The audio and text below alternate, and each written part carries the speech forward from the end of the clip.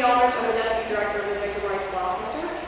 We at the Victim Rights Law Center provide free legal aid to rape and sexual assault victims throughout the Commonwealth. I would also reference that the Boston Area Rape Crisis Center submitted some written testimony, and I know we've kind of talked around this issue of sexual assault, and I really want to kind of get down to some of the really big distinctions that we make within our legal practice and how the current regulations are going to have an effect on that. We strongly encourage you to make the reforms that are listed, or recommended changes that people have been talking about, but I want to talk about some other specific issues around sexual violence specifically. Up to 100% of homeless women have experienced domestic or sexual violence at some point in their life, and in many cases, sexual violence is the major contributing factor to their homelessness. Once homeless, whether couch surfing, with friends or relatives, or living in cars or on the streets, individuals are more vulnerable to and experience disproportionately high rates of physical and sexual violence. According to a 2010 article in the Open Health Services and Policy Journal, being homeless is associated with more than 3 times the risk of sexual assault for women. The high incidence of sexual violence against homeless can be linked both to their accessibility to the perpetrator and their perceived lack of credibility.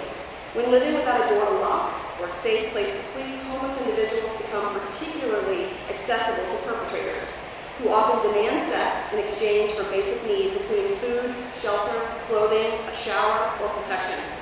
I also want to second some of the testimony that I heard today from the Children's Hospital about the risk that vulnerable families face from sexual violence and predatory behaviors for women and their children.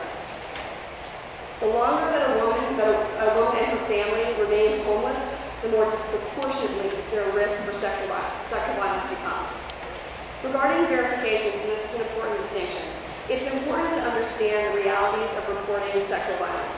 Since the mid-1990s, reports of sexual violence to law enforcement have remained stagnant at 16%. Oftentimes, victims will only disclose to one person, which may or may not be a professional that would meet your criteria in your current guidance. Additionally, the 60-day requirement for documentation related to abuse is unduly burdensome on sexual assault victims particularly.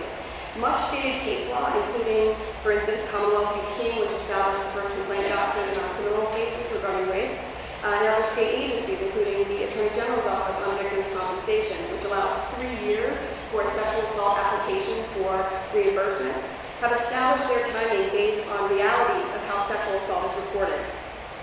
Forcing victims of sexual abuse to document their violence within 60 days would be almost impossible for a variety of reasons for many of the clients that the sexual assault community here in Massachusetts serve. We also caution about the requirement that a rehousing plan for a sexual assault victim be contingent upon the treatment or counseling plan made by a DV specialist. I'm going to go really quick. Given that 50% of all rape and sexual assault is committed by an acquaintance, this is an important part. It's not an intimate partner. I'm talking about neighbors, landlords, roommates. Women and children fleeing a perpetrator within their housing situation may have very different needs from a domestic violence victim fleeing a spouse or an intimate partner.